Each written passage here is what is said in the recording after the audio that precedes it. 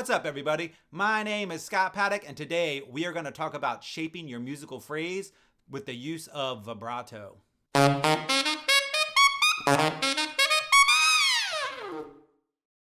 Have you ever heard a professional musician play a musical line that just sounds absolutely amazing and beautiful, and like you listen to it and you can't figure out exactly what it is that makes it sound so great?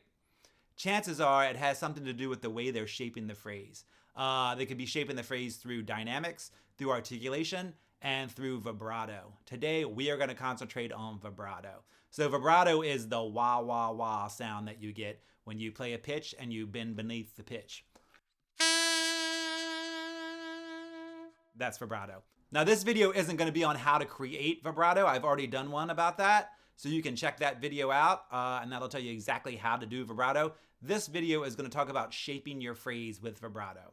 So when it comes to shaping a phrase with vibrato, you have two variables. You have how fast the vibrato is, or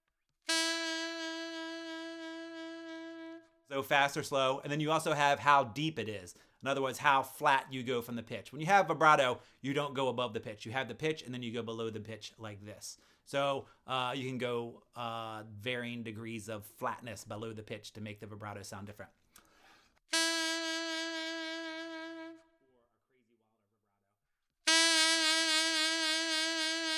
There, I'm just making the pitch go flatter, so it sounds like a deeper vibrato. When we combine these two variables, the speed and the depth of the vibrato, you can get all different shapes in your music. And that's what you want. Not one vibrato fits every single type of song that you're going to play. If you're playing a ballad, you're going to play a vibrato different than if you're playing a funk song or a jazz standard, or depending on where you are in the phrase. So let's dive in with the standard Autumn Leaves, and we're going to try some different vibrato types out, and we'll see what fits and how to do each different one and what feeling it gives you as you're playing it, which again will shape the musical phrase. So take a listen. Here's the first crack at it.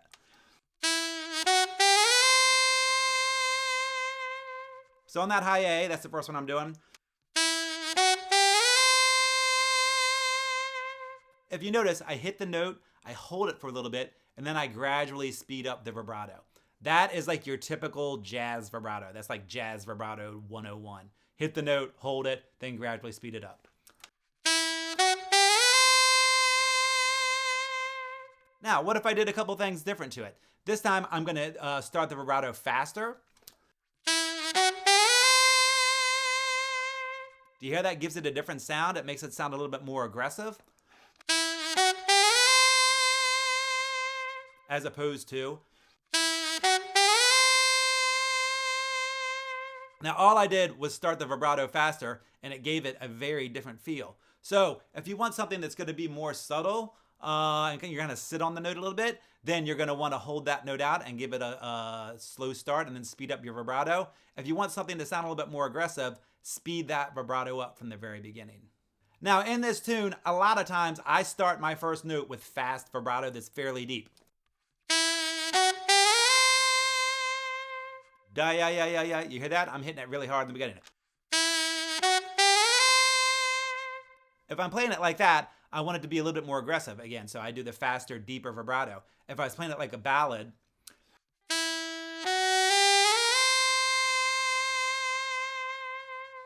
I'd completely change the way I'm doing my vibrato. If I'm doing it as a ballad, I'm going to make everything a little bit more subtle. It's not going to be as deep.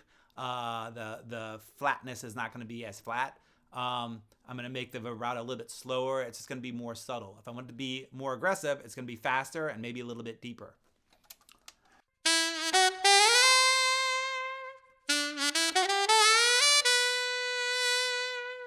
Now, you hear that on that G sharp?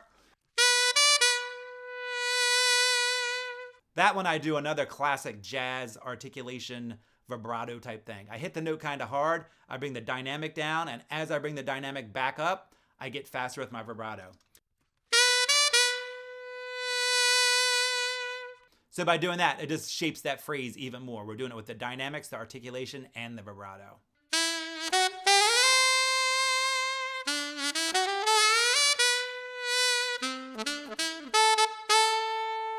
Now on that F sharp, I didn't do any vibrato. And I did that because I'm using vibrato all over the place. So by not using vibrato on some notes, that's going to make that note stick out a little bit more. It's going to make it kind of just like sit out there a little bit. Like I like to say sit on a note. We're going to sit on that note a little bit. It's not going to have as much shape to it, and that's going to give the notes around it more shape. Take a listen.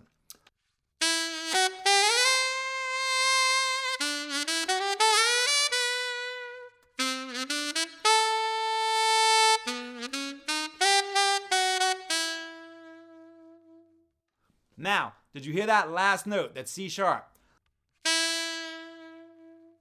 I put a little vibrato on it, but I let it die. And I let it die, and let it die means like I got slower with my vibrato. And the reason I did that is because that phrase ends. So if I do fast vibrato at the end, it makes the phrase feel like it's still going. Whereas if I slow that vibrato down, you can hear that the phrase is ending.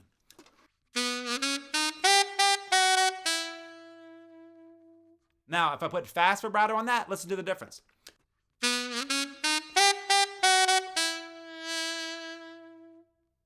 It just feels weird. It feels like it doesn't want to end. So another aspect of shaping your musical phrase with vibrato is knowing when to slow that vibrato down to end the phrase.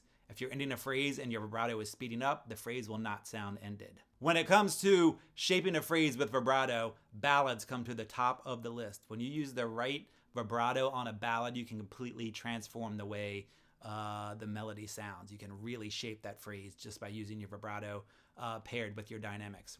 So take a listen.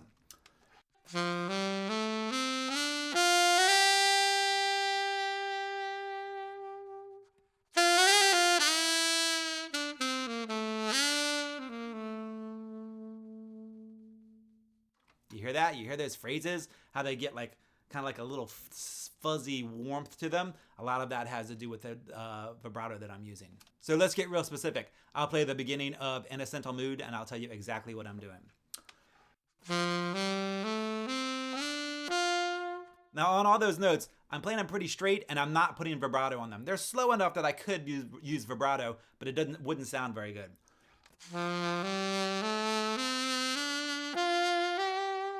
Like to me, that just sounds like really, really old school, like 1920s or 30s jazz. So I want like those first notes to kind of feel a little bit sparse. And then when I hit that first held note, put that vibrato on there and make it sound really nice.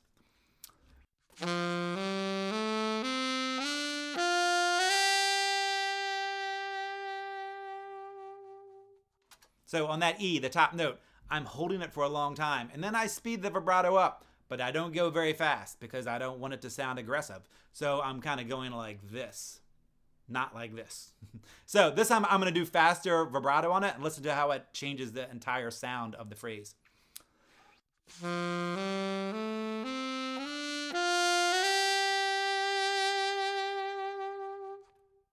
It's not the same song. It doesn't sound nearly as good. It's not as soft. It's not as like fuzzy and beautiful. So use that vibrato to really shape your phrase. Listen to how fast it should be, how deep it should be.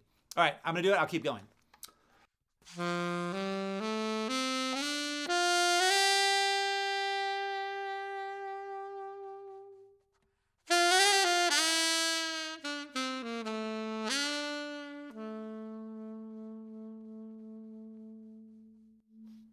Again, on that low F sharp, I just want to have like a spin. Da, ya, ya, ya.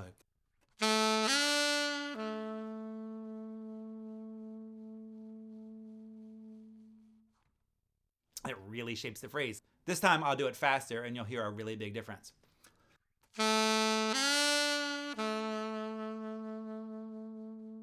So again, the speed and the depth of your vibrato is very, very, very important. One more time from the top.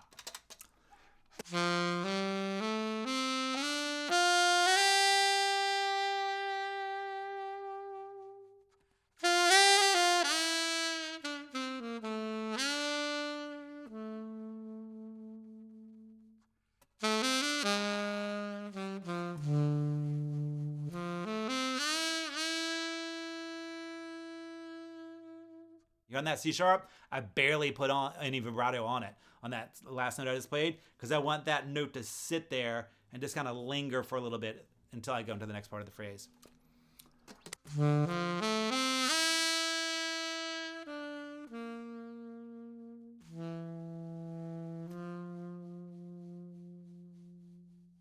So again, by changing up that vibrato so that it matches the type of song you're playing, you're going to shape the phrase better and everything is going to sound way more musical. All right, let's do one more example. And this one is going to be kind of a crazier vibrato and a funk style. So we're playing funk. It's generally going to be a lot more aggressive. So we're probably going to have faster vibrato and it's going to be deeper because we want to kind of add a little bit extra texture to it. So take a listen. This is the chicken.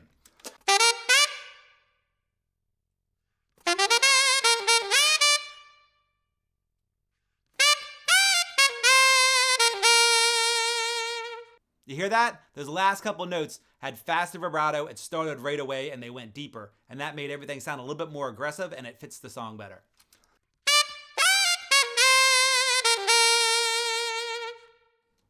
We're shaping the phrase with vibrato. This time I'm going to do the jazz vibrato where I start off slow and get faster.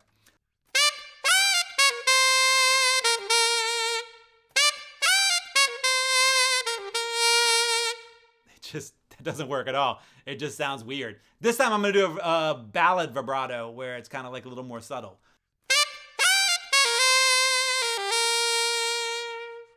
Again, it just doesn't work at all. But if we use this faster, deeper vibrato in a funk song, it's going to sound way better. It's going to sound way funkier. When you use the correct vibrato, you shape the phrase way better. Everything sounds more natural. The notes go where they're supposed to go. So next time you are working on a tune, try and figure out where the phrase is going and how you can shape it with your vibrato. If you want it to be more aggressive, you want your vibrato to be a little bit faster, maybe a little bit deeper. If you want it to be slow and fuzzy and pretty, you want to slow it down. Sometimes you want to start with a flat note and then gradually add vibrato. Sometimes you want to hit right on the note with vibrato. It all depends on the type of song that you're playing. And the more that you work on it, the more natural it's going to become. In the beginning, you might have to think a lot about, oh, where should this vibrato go? How fast should it go? When should it start? But as you start to really shape your phrases using the vibrato, it's going to become a natural part of your playing and you won't even have to think about it. It's just that's the way you're going to sound when you play because you know how to shape phrases with vibrato. Thanks for taking the time to check out this video. If you now understand how to shape a phrase with vibrato, I would really appreciate a thumbs up. If you would subscribe to my channel, share it with your friends, and leave me some comments below. If you have any questions about vibrato or anything, or have some suggestions about future videos, please leave me a comment below. Thanks a lot.